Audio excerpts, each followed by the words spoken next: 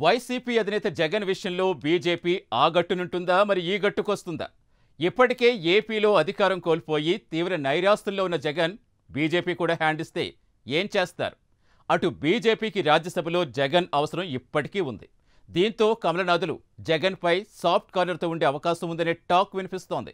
అయితే ఇటు కూటమి సర్కార్ నుంచి ఒత్తిడి పెరిగితే కాషాయ పార్టీ పరిస్థితి ఏంటి? దీంతో బీజేపీ పరిస్థితి ముందు నుయ్యి వెనుక గొయ్యి అన్నట్టుగా మారింది.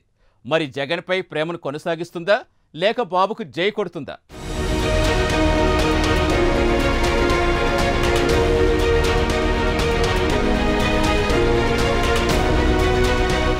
ఏపీలో కూటమి సర్కార్ అధికారంలోకి రావడంతో జగన్ పరిస్థితి అగమ్యగోచరంగా మారింది.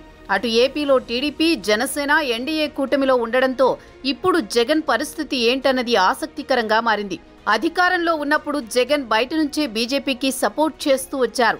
లోపాయికారిగా కాషాయ పార్టీకి మద్దతు పలికారు. పైకి మాత్రం తాము ఎన్డీఏ కూటమిలో లేమని చెప్పుకున్నారు. మైనార్టీల ఓట్లు పోతాయనే భయంతోనే జగన్ ఎన్డీఏ కూటమికి బయట నుంచి మద్దతు తెలిపారని రాజకీయ విశ్లేషకులు అభిప్రాయపడుతున్నారు.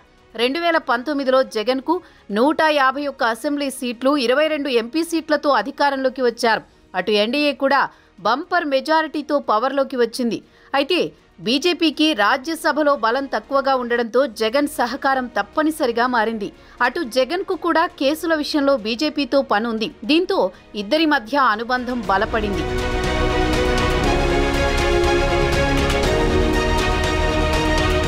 ఇంతవరకు బాగానే ఉంది, కానీ ఈసారి ఎన్నికల్లో జగన్ దారుణంగా ఓడిపోవడం, అటు ఎన్డీఏ కూటమి బంపర్ విక్టరీ కొట్టడంతో వైసీపీ పరిస్థితి గాల్లో దీపంలా మారింది. అందుకే జగన్ పార్లమెంటు స్పీకర్ ఎన్నికల్లో బీజేపీ అడగకపోయినా మద్దతు పలికారు. అటు బీజేపీ కూడా జగన్ విషయంలో ఆచితూచి అడుగులు వేస్తోంది. రాజ్యసభలో బలం పెరిగేదాకా బీజేపీ జగన్ పై సాఫ్ట్ కార్నర్తోనే ఉంటుందనే టాక్ వినిపిస్తోంది. అయితే చంద్రబాబు, పవన్ ఒత్తిడి చేస్తే బీజేపీ ఎలా రియాక్ట్ అవుతుందన్నది తేలాల్సి ఉంది. ఇప్పటికిప్పుడు చంద్రబాబు కానీ పవన్ కానీ జగన్ పై రివెంజ్ తీర్చుకునే పని చెయ్యరు. ఎందుకంటే ముందుగా వైసీపీ అరాచక పాలనతో అతలాకుతలమైన రాష్ట్రాన్ని గాడిన పెట్టాల్సి ఉందని ఈ ఇద్దరు నేతలు అనేకసార్లు చెప్పారు. సో వాళ్ళు ఆ పనిలో బిజీగా ఉంటారు. అందుకని ఇప్పటికిప్పుడు బీజేపీకి వచ్చిన నష్టం ఏమీ లేదు.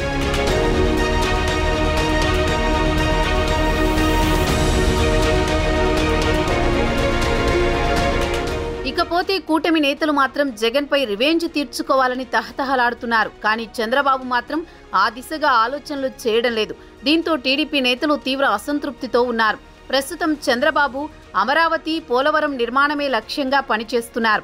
ఆయన ఢిల్లీ టూర్లో సైతం కేంద్రం ముందు ఇవే ప్రతిపాదనలు పెట్టినట్టు తెలుస్తోంది. రాబోయే 2-3 ఏళ్లు ఈ 2 పనుల్లోనే చంద్రబాబు బిజీగా ఉండే ఛాన్స్ కనిపిస్తోంది. మరోవైపు చట్టం తన పని తాను చేసుకుపోతోంది అన్నట్లు జగన్ కేసు విచారణ కూడా సాగుతుంది. అయితే ఇంతకు ముందులా కాకుండా జగన్ కోర్టుకు హాజరు కావాల్సి రావచ్చు. ఈలోపు వైసీపీ రాజ్యసభ ఎంపీల పదవీకాలం పూర్తయితే మాత్రం జగన్ చిక్కుల్లో పడక తప్పదు. ఈ ఎన్నికల్లో జగన్ దారుణంగా ఓడిపోవడంతో ఈసారి జగన్ పార్టీ నుంచి రాజ్యసభకు ఒక్కరే వెళ్లే అవకాశం ఉంది. ఇటు కూటమికి బంపర్ మెజారిటీ ఉండడంతో మిగతా రాజ్యసభ సీట్లన్నీ ఎన్డీఏకే దక్కుతాయి. సో అప్పుడు రాజ్యసభలో కూడా ఎన్డీఏ ప్రభుత్వానికి మెజారిటీ వస్తుంది. అప్పుడు జగన్ పరిస్థితి ఏంటన్నది ఆసక్తికరంగా మారింది.